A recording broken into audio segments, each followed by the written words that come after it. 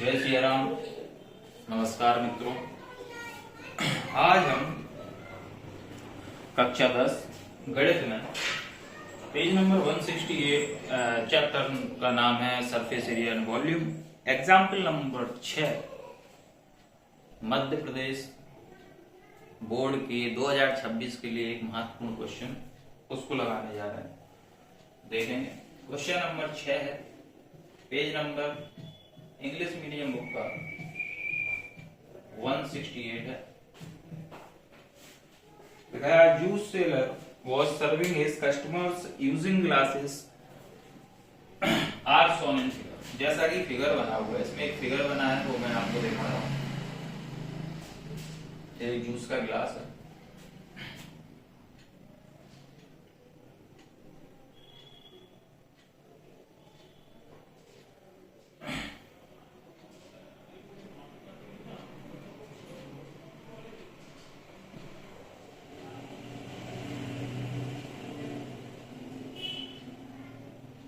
कुछ इस प्रकार से। The inner diameter of the cylindrical glass, जो इसका इनर डायमीटर है सिलेंड्रिकल ग्लास का वो 5 सेंटीमीटर है, ठीक है। But the bottom of the glass had a hemisphere का रेज पोर्शन, लेकिन जो इसका नीचे वाला हिस्सा है यहाँ पे एक हेमीस्फेरिकल उठा हुआ उभरा हेमीस्फेयर के आकार का उभार है, which reduce the capacity of the glass, जो कि ग्लास की क्षमता को कम कर देता है। If the height of a glass was 10 centimetre, अगर इस ग्लास की जो हाइट है वो 10 सेंटीमीटर है,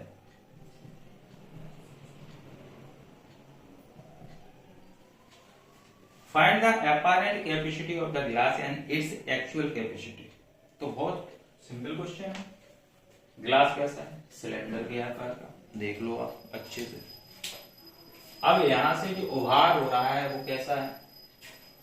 वो हेमीस्फीयर के आकार का है। हमें सिंपली करना क्या है, पूरे सिलेंडर के वॉल्यूम में से इस हेमीस्फीयर के वॉल्यूम को हटा देना। बात समझे? इस हेमीस्फीयर के वॉल्यूम को हटा देना है। समझ में आ रही बात? इस तरीके से तो देख लेते कैसे हटेगा, है ना। तो जो इनर डायमीटर दिया है ग्लास का वो 5 सेंटीमीटर दिया है, तो हम इसके जो 5 सेंटीमीटर है, अगर मैं इसकी रेडियस की बात करूं, क्योंकि अभी तो डायमीटर दिया है, ये 5 सेंटीमीटर दिया है, तो अगर हम रेडियस की बात करेंगे तो आप अच्छे से जानते हो ये 5/2 होने वाली है, यानी 2.5 सेंटीमीटर हो जाएगी। यहाँ तक किसी को कोई दिक्कत नहीं होनी चाहिए, है ना। ये आप लोग अब देखें तो हमें सबसे पहले इसमें दिया था inner diameter of glass, inner diameter of glass यानी कि डी की वैल्यू दी थी 5 सेंटीमीटर। तो अगर हम रेडियस निकालें, रेडियस ऑफ ग्लास, तो रेडियस ऑफ ग्लास कितनी हो जाएगी? Small r equal to 5/2 centimetre, just like 2.5 centimetre. यहां तक कोई दिक्कत नहीं होनी चाहिए। ग्लास की हाइट दी है, हाइट ऑफ ग्लास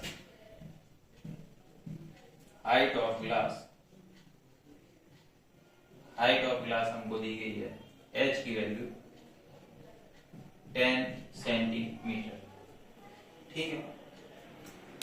हम क्या करेंगे, हम पहले इस ग्लास की कैपेसिटी निकालेंगे। वो कैपेसिटी का मतलब वॉल्यूम निकालेंगे। इसका ग्लास कैसा है? सिलेंडर के आकार का, है ना। तो वॉल्यूम ऑफ ग्लास निकालेंगे। तो देयरफॉर वॉल्यूम ऑफ ग्लास, और वॉल्यूम ऑफ ग्लास कैसे निकलेगा? पाई r स्क्वायर h लगा के निकलेगा। तो भाई निकाल लेते हैं। पाई की वैल्यू यहाँ पे क्वेश्चन में दी गई थी कि आप यूज करेंगे पाई इक्वल टू 3.14 और r की वैल्यू हमने निकाली है 2.5 इंटू 2.5 और h का वैल्यू निकाला है हमने 10। यहाँ अगर किसी को कोई समस्या नहीं होनी चाहिए, है ना। तो जब आप इसका मल्टीप्लाई कर लेंगे तो ये आएगा 196.25 सेंटीमीटर क्यूब आएगा, क्योंकि वॉल्यूम की चर्चा यहाँ पे की जा रही है, ठीक है। अब हेमिस्फीयर का निकालेंगे, तो वॉल्यूम ऑफ हेमिस्फीयर निकाल लेंगे, वॉल्यूम ऑफ हेमिस्फीयर निकाल लेंगे, ठीक है। वॉल्यूम ऑफ हेमिस्फीयर निकालेंगे, तो वॉल्यूम ऑफ हेमिस्फीयर, स्फीयर का क्या होता है वॉल्यूम 4/3 पाई आर क्यूब, तो हेमिस्फीयर का क्या होगा आधा कर दो, क्या होगा 2/3 पाई आर क्यूब, ठीक है। तो सेम जैसा उसमें किया वैसे इसमें करेंगे। पाई का वैल्यू पुट करेंगे, पाई का वैल्यू दिया है क्वेश्चन में 3.14 और आर की वैल्यू 2.5 और इसका भी क्या है क्यूब है। थोड़ा कैलकुलेशन हार्ड होता है इनका, है ना, बस कोई ना, अगर पढ़ाई करते हो, है ना, बेसिक चीजें हैं, इतना तो कैलकुलेशन आना चाहिए। तो ये आ जाएगा 32.71 सेंटीमीटर क्यूब, ठीक है।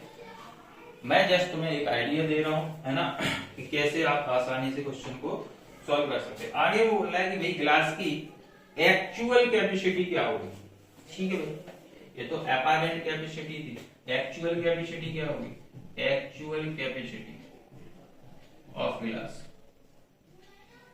तो कुछ नहीं करना है बंधुओं, वॉल्यूम ऑफ ग्लास,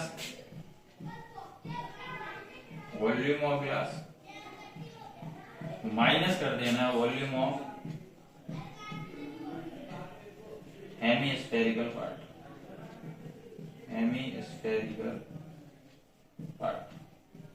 इसको आप जैसे ही माइनस करेंगे तो वॉल्यूम ऑफ ग्लास कितना दे रखा है 196.25 माइनस माइनस कर देंगे 32.71, 32.71। आप जस्ट इसको माइनस करेंगे तो आपका आंसर आ जाएगा 163.54 सेंटीमीटर, ठीक है। तो ये एक अच्छा क्वेश्चन है, इंपॉर्टेंट क्वेश्चन है। ऐसे ही देखते रहिए मेरे साथ कुछ इंपॉर्टेंट क्वेश्चन की क्लास। थैंक यू, नमस्ते, जय श्री राम।